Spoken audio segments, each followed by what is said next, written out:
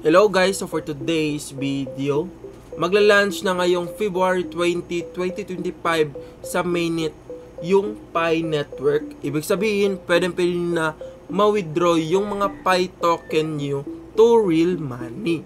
So paano yan? So step by step natin yan isi-share sa video na ito. February 20, 8 days na lang magla-launch na sila based on my research. Sa OKX crypto exchange la magla-launch ng token la. What to expect? First is possible na mangyari ma-delay to like other token na nadidelay yung listing nila. Worst case scenario na yan since nasa OKX which is a good crypto exchange sila nag-list ng token nila. Merong mga requirements dyan na gagawin bago nyo yan ma-withdraw yung Pi Network token nyo. First requirement is need nyo ng OKX account. So if wala pa kayong OKX account, mag-register na kayo below na sa description. I-verify nyo yung account nyo of course para ma-withdraw nyo and magamit nyo yung full feature ni OKX. Second, of course, meron dapat kayong Pi token or yung Pi token or network account nyo is verified and everything na yan. Meron yung requirements guys sa app nila para ma-withdraw niyo yung Pi token nyo. So, punta na tayo sa app and let's see kung paano gagawin to. Explore natin. So, let's go. As you can see that guys, ito yung app nila. Ito yung dinownload natin. So, of course, dapat meron kayong ganito. Malas natin is hindi tayo nag-mine ng Pi token. So, kaka-start pa lang natin. Anyways, i-share ko lang naman sa inyo kung paano ito i-withdraw and i-transfer sa OKX since may idea na tayo guys kung paano ito. First is punta kayo dito sa Pi token nyo which is yung nasa taas yung 0.0097.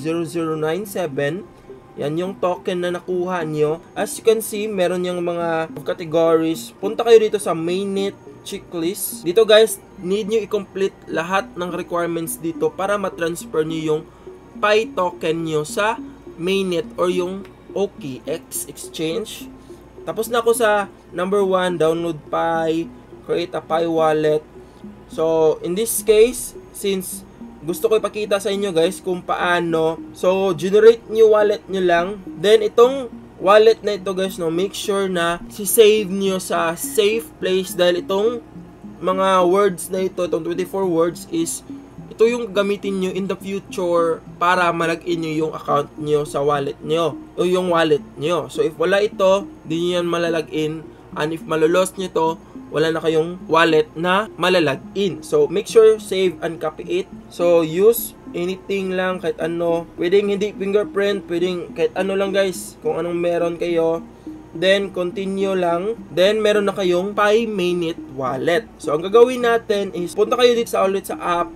Click nyo lang tong pangatlong requirements. Then, dito nyo ipipaste yung 24 words or copy-paste nyo lang, confirm your wallet. So, continue. So, ang gagawin nyo guys, no, yung ilalagay nyo na wallet dito is, yung mga namamahan nyo na Pi token is directly matatransfer doon sa nilagay nyo na 24 words wallet. So, yun yung basically yung wallet nyo. Continue nyo lang yan. So, dahil na tayo mag-confirm ng ating wallet, ang gagawin naman natin guys is, completed na yung pang-apat. So, commit to lockup configuration na. So, nasa inyo na yan kung magkano yung i-lock up nyo. Means ito, kung ilan yung Pi token nyo, no, ilalock. Tapos, hindi nyo siya makukuha, ma-withdraw. And within, depende sa inyo kung kailan nyo i-lock up yung token na yon. So, nakadepende yan sa inyo guys kung magkano yung ilalock up nyo na Pi token. So, dapat make sure guys na i-think nyo ito ng mabuti dahil hindi nyo ma-withdraw yung token nyo. Commit nyo lang yan. Then, secure your account na agad kayo. Then, sign acknowledge token, receive lang. Wait na lang kayo ng KYC result. Ngayon, i-withdraw naman natin yung Pi token to OKX. Paano? Dito sa mainnet nyo, if nag-reflect na yung withdraw nyo na Pi token dito sa mainnet, pwede nyo na yan i-withdraw sa OKX. Paano naman? So, example, meron na kayong 100 Pi dito sa mainnet since na-withdraw nyo na galing dito sa app nila. Punta kayo sa OKX. Dito sa OKX, ang gagawin nyo lang is punta kayo sa My Assets, Deposit, then lagay nyo lang dito Pi Network. So yung Pi address nyo, copy paste nyo lang yan, then i-paste nyo dito sa pay or request. So manually, then send. Ganun lang siya kadali. Meron niyang fee na 0.01 Pi.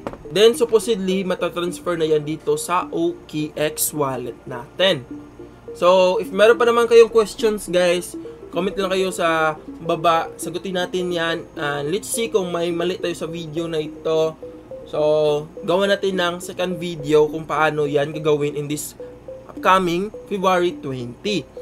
So ayun lang guys, so I hope you learned something in this video, and if this video nakatulong sa inyo, please consider like, share, comment kayo sa baba. If you have any question, suggestion, correction, comment nyo lang sa baba, and don't forget to click subscribe and notification bell para palagi kayong updated sa upcoming videos natin guys. So ayun, papis.